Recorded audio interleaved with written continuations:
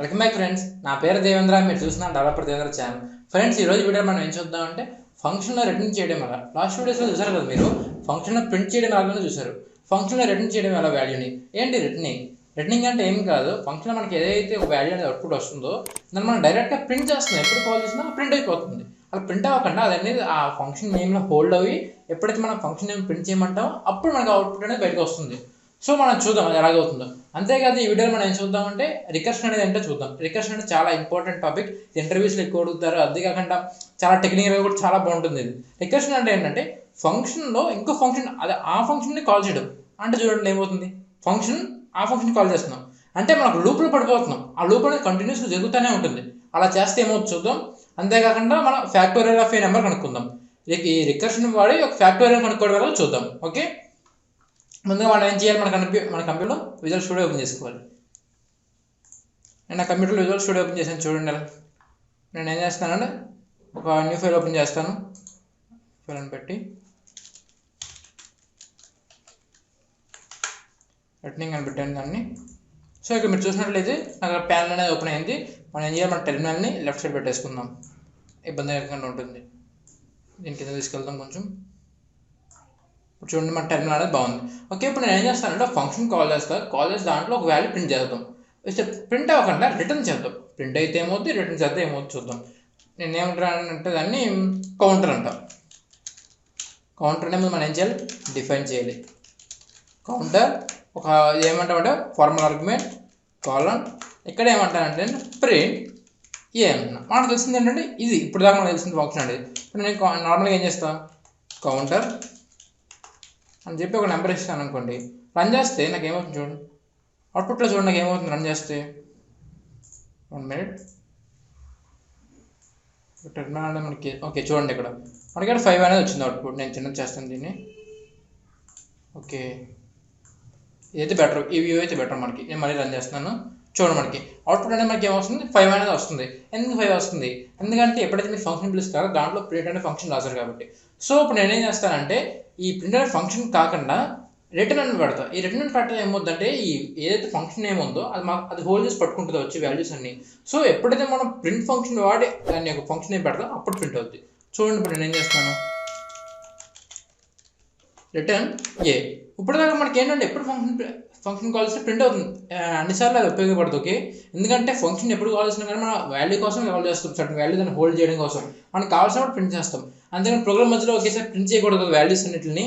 ఇప్పుడు చూడండి నాకు ఏమవుతుంది, ప్రింటింగ్ అనేది అవుట్పుట్ అనేది ఏమీ రాదు. ఎందుకని ఏమి రావట్లేదు, ఎందుకంటే ఈ కౌంటర్ అనేది ఉంది కదా అది ఆ వాల్యూని హోల్డ్ చేసి పట్టుకుంది. అలాంటి సింటాక్స్ వద్దాం. మనం ఎలా రాసాం, డిఫైన్ కౌంటర్ ఫార్ములా ఆర్గ్యుమెంట్ ఇచ్చాం. ఇక్కడ ఏం రాసామంటే రిటర్న్ ఏ అన్నాం.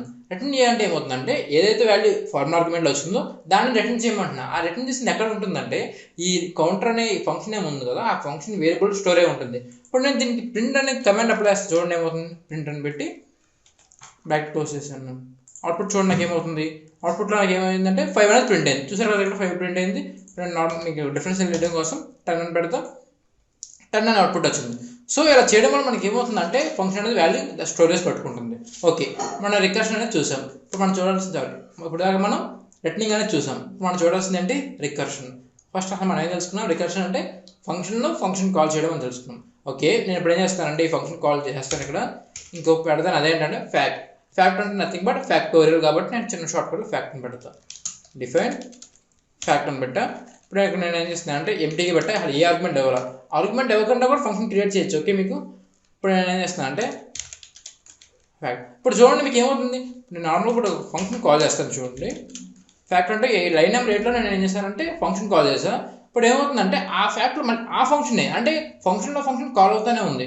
సో చూడండి అప్పుడు మనకి ఏమొస్తుందో ఇక్కడ చూస్తే కనుక నేను మీకు కొంచెం బాగా డీటెయిల్గా ఎక్స్ప్లెయిన్ చేస్తాను. ఇక్కడ చూడండి ఇక్కడ ఏమైంది, previous line repeated 996 more times. అంటే ఇక్కడ ఏమవుతుందంటే ఆ ఫంక్షన్ అనేది రిపీటెడ్గా వస్తూనే ఉంటుంది. ఆ లూప్లో బయట రాదు. రికర్షన్ అంటే మళ్ళీ జరిగింది మళ్ళీ అక్క రావడం, మళ్ళీ జరగడం. అలా అవ్వడం వల్ల మనకి ఏమవుతుంది, ప్రోగ్రామ్ అనేది హ్యాంగ్ అయిపోతుంది. హ్యాంగ్ అవ్వకుండా పైథాన్ మనకి డిఫాల్ట్గా 1000 లైన్స్ మినిమం ఒక 900 లైన్స్ దాటిందంటే ప్రోగ్రామ్ స్టాప్ చేస్తుంది. అర్థమైంది కదా ఈ రికర్షన్ అనేది ఎలా వాడతామో. సో రిటర్నింగ్ తెలిసింది, రికర్షన్ తెలిసింది. ఓకే, ఇప్పుడు ఈ రికర్షన్ మెథడ్ వాడి మనం ఫ్యాక్టోరియల్ ఆఫ్ ఏ నెంబర్ కనుక్కుందాం. ఆ ఫ్యాక్టోరియల్ ఆఫ్ ఏ నెంబర్ అంటే ఎలా కనుక్కుంటాం, ఫర్ ఎగ్జాంపుల్ 2 ఫ్యాక్టోరియల్ ఉంది. 2 × 1 2, అర్థమైంది కదా. 4 ఫ్యాక్టోరియల్ ఉంది, 4 ఇంటూ 3 ఇంటూ 2 ఇంటూ 1 సంథింగ్. అలాగే ఫ్యాక్టోరియల్ అనేది ఏంటంటే దాని ముందు వచ్చే నెంబర్స్ అన్నింటిని మల్టిప్లికేషన్ చేస్తే మనకి ఫ్యాక్టోరియల్ అని వస్తుంది. ఓకే, మనం ఇప్పుడు ఏం చేయాలంటే రికర్షన్ వాడి ఫ్యాక్టోరియల్ కనుక్కోవడానికి ఫంక్షన్ రాయాలి. ఫస్ట్ అసలు మనకి డిఫాల్ట్గా ఒక వాల్యూ ఉంది, అదేంటంటే ఫ్యాక్టోరియల్ ఆఫ్ 0 అంటే 1.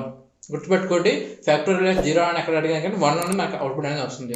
ఓకే, అప్పుడు ఫ్యాక్టోరియల్ ఆఫ్ 0 అనేది ఎలా కనుక్కుంటాం, ఫంక్షన్ రాద్దాం, చూద్దాం ఏమవుతుందో. ఇక్కడ నేను ఏం చేస్తానంటే ఫ్యాక్ట్ కదా, మీకోసం ఏం చేస్తానంటే దీన్ని కూడా ఎలాగే ఉంచేస్తాను, ఎందుకంటే మళ్ళీ మీరు వర్క్ చేసుకుంటున్నప్పుడు వీడియో చూస్తున్నప్పుడు మీకు అర్థం అవ్వాలి కదా, స్కిప్ చేసుకోకుండా బ్యాక్కి Ctrl+C Ctrl+V. నేను ఏం చేస్తున్నానంటే ఫ్యాక్టోరియల్ పెట్టి ఇప్పుడు ఫ్యాక్టోరియల్లో మనం ఏం చేస్తామంటే ఒక నెంబర్ ఇస్తాం, ఆ నెంబర్ ఇవ్వగానే మనకు అవుట్పుట్ ఏం రావాలి, ఆ నెంబర్ యొక్క ఫ్యాక్టోరియల్ ఎంతో రావాలి. ఫర్ ఎగ్జాంపుల్ నేను 5 n ఇచ్చాను, ఎందుకంటే మనం అక్కడ నెంబర్ కాకుండా ఏదైనా ఆర్గ్యుమెంట్స్ తీసుకుందాం. ఓకే, ఇప్పుడు ఏంటంటే మనకి రికర్షన్ అనేది మన దగ్గర ఉన్న ఏంటి వాల్యూ, ఫ్యాక్టోరియల్ ఆఫ్ 0 అంటే 1. సో ఇప్పుడు నేను ఏం చేస్తున్నానంటే కండిషన్ రాస్తున్నా, మనకు వచ్చింది అనేది 0 అనుకోండి, అప్పుడు ఏమవుతుందంటే మనం ఏం చేయమంటున్నాం, రిటర్న్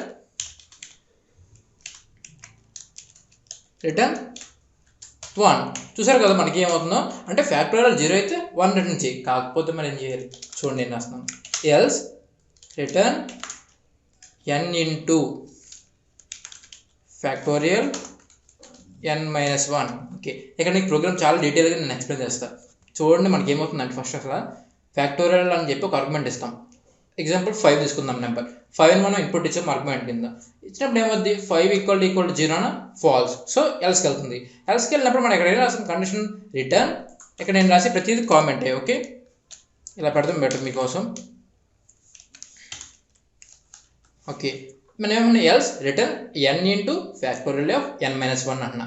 n అంటే మన దగ్గర ఉన్న నెంబర్ ఏంటి, 5 ఇంటూ ఫ్యాక్టోరియల్ ఆఫ్ n-1 అంటే ఇంటూ n-1 అంటే మనకి ఏంటి 4. అర్థమైంది కదా. Okay, 5 into factorial of n-1. ఇప్పుడు ఏమవుతుంది, ఫ్యాక్టోరియల్ ఆఫ్ 4 దగ్గరికి వెళ్తుంది, అక్కడ 4 దగ్గరికి వెళ్తే మళ్ళీ అక్కడ ఏమవుతుంది చూద్దాం, 4 = 0 ఫాల్స్, సో మళ్ళీ ఎల్స్కి వస్తుంది. ఎల్స్ దగ్గర ఏముంటుంది, అక్కడ return n into factorial of n-1. So మనం ఏం చేస్తాం, ఇక్కడ 4 ఇంటూ ఫ్యాక్టోరియల్, ఇది నేను కాపీ చేసి పేస్ట్ చేస్తాను, నాకు కొంచెం లేజినెస్ ఎక్కువ, 3. ఇక్కడ వస్తే మనకి 3 వచ్చింది. అలా మళ్ళీ వెళ్తే ఏమవుతుంది, ఇక్కడ చూడండి మళ్ళీ వెళ్తే ఏమవుతుంది, Ctrl+C Ctrl+V. ఇప్పుడు ఏమవుతుందంటే 3 ఇచ్చాం కాబట్టి 3 ఇంటూ 2 అవుతుంది. ఓకే, మళ్ళీ అలాగే వెళ్తుంది, వెళ్ళినప్పుడు ఏమవుతుంది, సరే ఇది ఏమవుతుంది 2 అవుతుంది, ఇది 1 అయింది.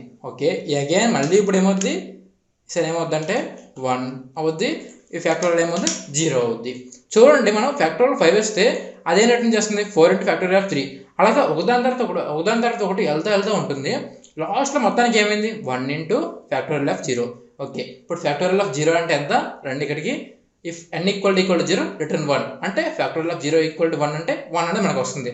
సో మనకి ఇక్కడ ఏమవుతుంది, ఫ్యాక్టోరియల్ ఆఫ్ 0 1 వచ్చింది, అప్పుడు 1 ఇంటూ 1 1 1 వస్తే ఫ్యాక్టోరియల్ ఆఫ్ 1 అవుతుంది ఆన్సర్. ఓకే, మీకు ఇంకా డీటెయిల్గా ఉండడం కోసం ఒక పని చేస్తాను, మీకు ట్యాబ్ ఉంది కదా,